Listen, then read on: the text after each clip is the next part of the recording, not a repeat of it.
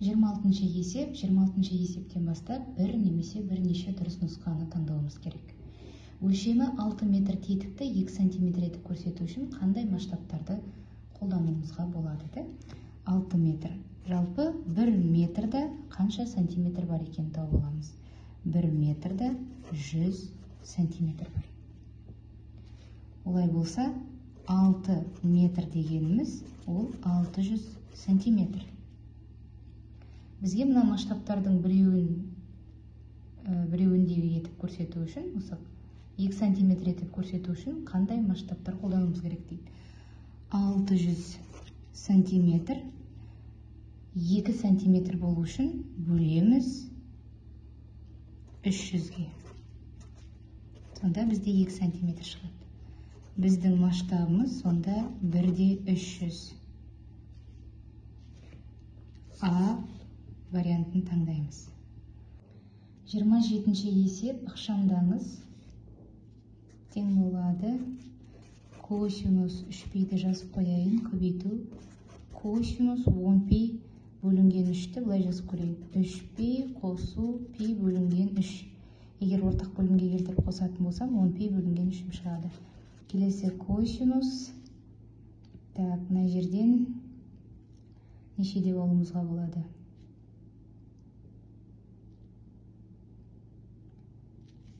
Так, қосу немесе азайту деп былай да алуға болады. 4π қосу π бөлінген 3. 4π қосу π бөлінген 3 деп алуымызға болады. 12, 13 шығады. Енді келтіру формуласымен жазып көрейін.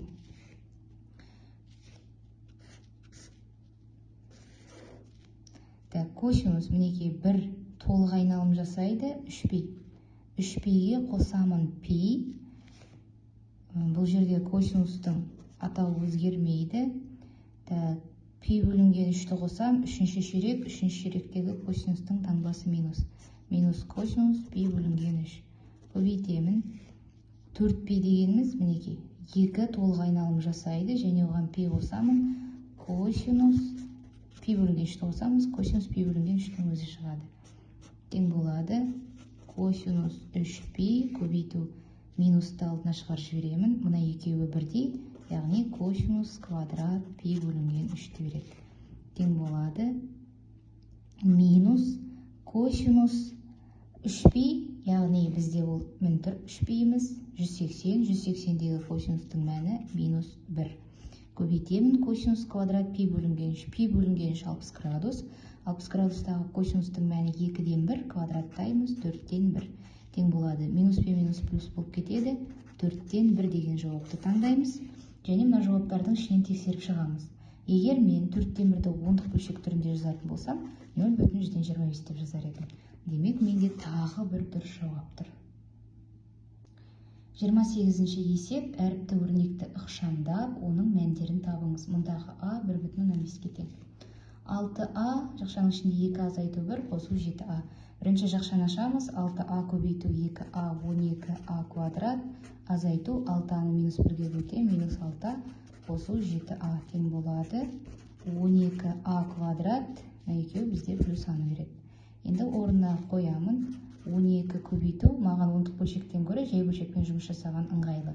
Сондықтан 1,5-ті 2-ден 3 деп жазамын. 2-ден 3-тің квадраты 4-ден 9, қосамын 2-ден 3. Тең болады, қысқарып кетеді. 3, 27 қосу 2-ден 3, немесе бұл 27 бүтін 2-ден 3 тең болады. Бізде бұрыс бөлшек, демек 28 бүтін 2-ден 1. Мен С жауабын таңдаймын. Аралас санымды бұрыс бөлшекке айналдырсам 2, 56, 57. 2-ден 57 және де бұл менде береді. Жай бөлшекке айналдырсам, ондық бөлшекке айналдырсам 28,5. Сонда 3 дұрыс жауап бар екен. 29-ші есеп 2y-тің екінші дәрежелі туындысы азайту 3y-тің бірінші ретті туындысы қосу 2y тең 0-ге. 2y-тің екінші ретті туындысы азайту 3y-тің бірінші ретті туындысы. Мына жерде қосу емес, негізі азайту азайту 2y тең 0. Енді біз бұл жерде y штрихті, яғни y-тің бірінші ретті туындысын k деп аламыз. Сонда y-тің екінші ретті туындысы k-ның квадраты болады. Азайту 3k азайту 2 тең болады 0-ге. Кәдімгі дискриминант табу арқылы түбірлерін тауып аламыз. 9 азайту 4 көбейту минус 4 тең болады 25. К1-ді К2-ні есептейміз. К1 бізде 3 азайту 5 минус 2-ден 1-ге тең болады. К2 3 қосу 5 бөлу 4 2-ге тең. Оны біз ондық бөлшекпен жазатын болсақ минус 0,5. Сонда В жауабын және F жауабын таңдаймыз. Дифференциалдық теңдеудің сипаттамалық теңдеуінің түбірлері минус 0,5 пен 2 екен. 30-шы есеп А, Б, С векторлары берілген. 2А қосу Б азайту С векторының координатасы және ұзындығын табуымыз керек. А векторының координаталары 1, 3, минус 4. Б векторының координаталары 2, минус 5, 6. С векторының координаталары минус 4, 7, минус 1. Енді бізге А емес 2А векторының координатасы керек. А векторының әрбір координатасын 2-ге көбейтеміз. 2, 6, минус 8. 2А қосу Б азайту С векторының координатасын табу үшін 2А-ға Б векторының координаталарын қосып, С векторының координатасын азайтып тастаймыз. 2-ге 2 қосамын 4, 4-тен минус 4 азайтамын 8. 6-дан 5 аламын 1, 1-ден 7 аламын. 6 минус 5 бізде болады 1, және 1-ден 7 аламын минус 6. Минус 8 плюс 6 минус 2, минус 2 плюс 1 минус 1-ді береді. 2А қосу Б азайту С векторының координатасы 8 минус 6 минус 1. А вариантын таңдаймыз. Координатасын есептедік. Енді ұзындығын табуымыз керек. 2А қосу Б азайту С векторының ұзындығын табу үшін оның координаталарын квадраттап қосамыз. 101. Квадрат түбірдің астындағы 101. А және Б варианттарын таңдаймыз.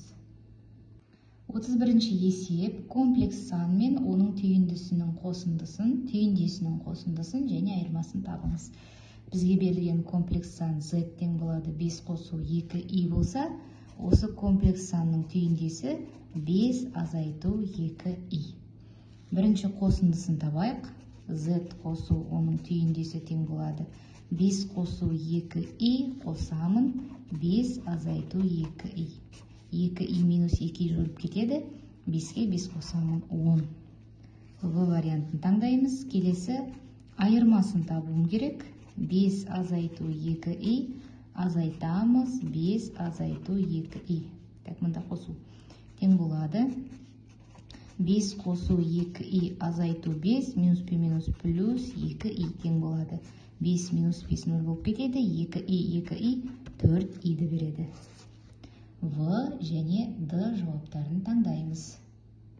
32-ші есеп бізге теңдеу берілген, осы теңдеудің түбірі болатын сандарды табуымыз керек.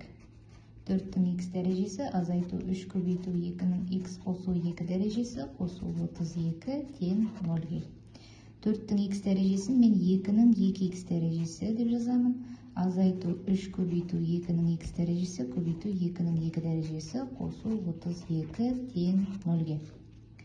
2-нің 2x дәрежесі азайту 3-ті 2-нің квадратына көбейтем. 12 көбейту 2-нің x дәрежесі қосу 32 тең 0. 2-нің x дәрежесін А деп жаңа айнымалымен белгілеп аламын. А-ның квадраты азайту 12А қосу 32 тең 0-ге.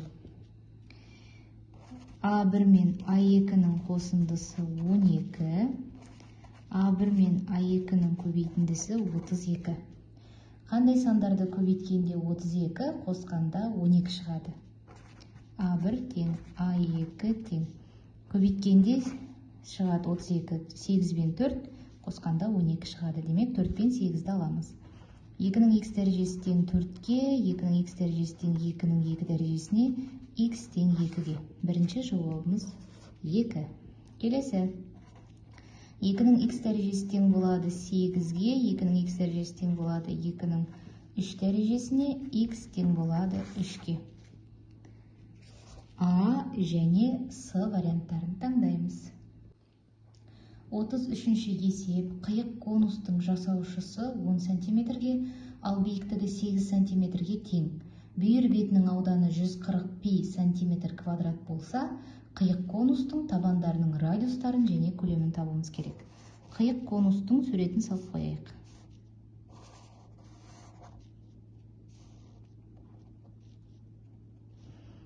Жасаушысы 10 см, биіктігі 8, бүйір бетінің ауданы берілген. Қиық конустың табандарының радиусын табуымыз керек және көлемін табуымыз керек.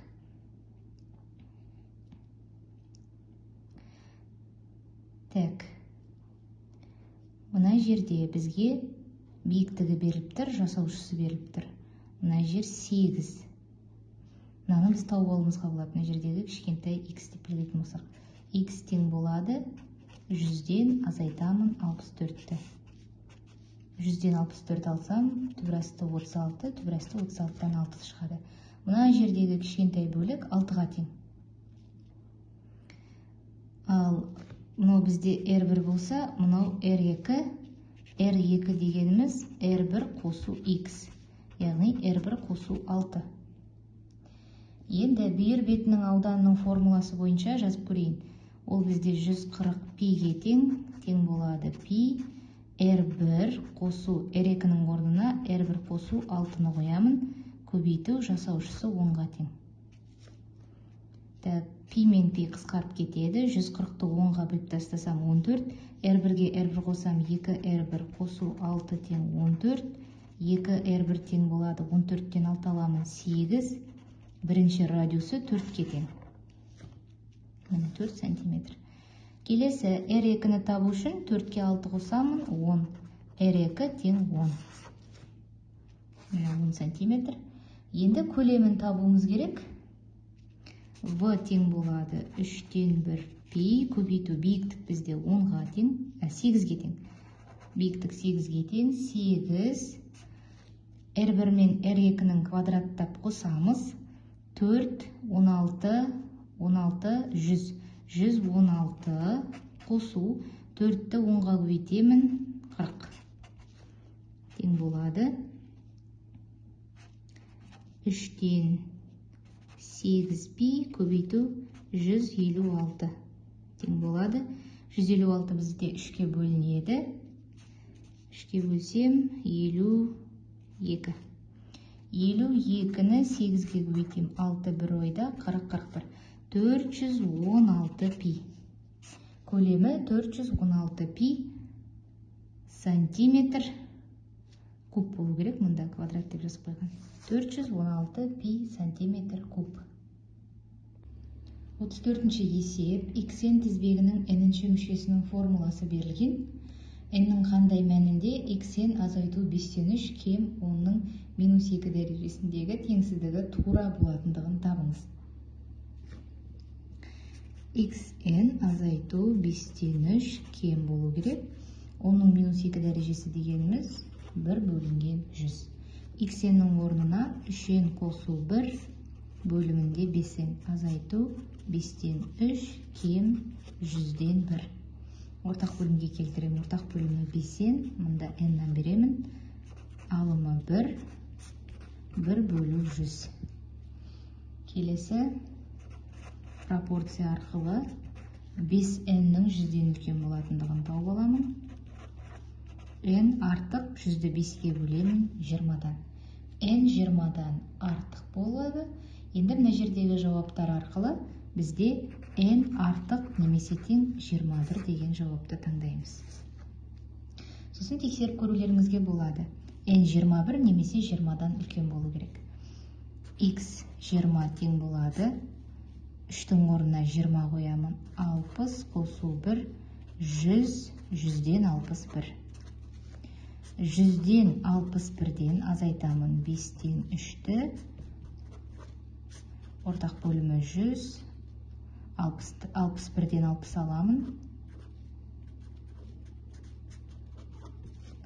100-ден 1 кем 100-ден 1. Бұл дұрыс болмайды.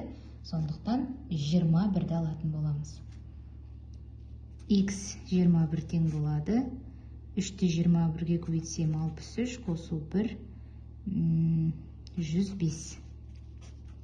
105-ден 64. 105-ден 64 азайту 5-тен 3, кем 100-ден 1. Ортақ бөлімі 105, онда 21, 64 азайту 63, кем 1 бөлінген 100. Шынымен де 1 бөлінген 105, 101-ден кем болады. Сонда есебіміз теңсіздікті шығарған кезде n артық немесе тең 21 етіп аламыз. 35-ші есеп А, Б векторлары берілген, К-ның қандай мәндерінде -3Б қосу КБ және А азайту Б векторлары перпендикуляр болады. -3Б қосу КБ векторын тауып алайық бірінші. Ол үшін Б векторының координатысын -3-ке көбейтемін.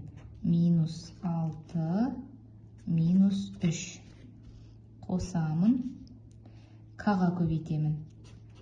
2К қосу К. Тең болады. Екеуін қосамын. -6 қосу 2К, -3 қосу К. Так, мына жерде қосу емес нүктелі тұр болу керек. -3Б қосу КБ векторының координатысын таптық. Енді А азайту Б векторының координатысын табайық. А векторының координаталарынан сәйкесінше Б векторының координатысын азайтамын. 3-тен 2 аламын 1, 4-тен 1 аламын 3. Енді осы екеуі қандай жағдайда перпендикуляр бола алады? Егер осы екі вектордың скаляр көбейтіндісі 0-ге тең болатын болса. Координаталары арқылы берілген екі вектордың скаляр көбейтіндісін тапқан кезде олардың сәйкес координаталарын көбейтіп қосамыз.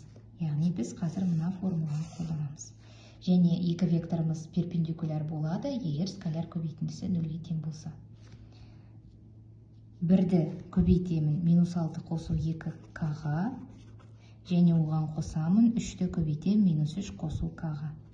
3 көбейту -3 қосу К тең болу керек 0-ге. -6 қосу 2К, -9 қосу 3К тең 0-ге. 2К-ға 3К қосам 5К тең болады. -6, -9, -15. Келесі жаққа шығарамын, 15-ке тең болады.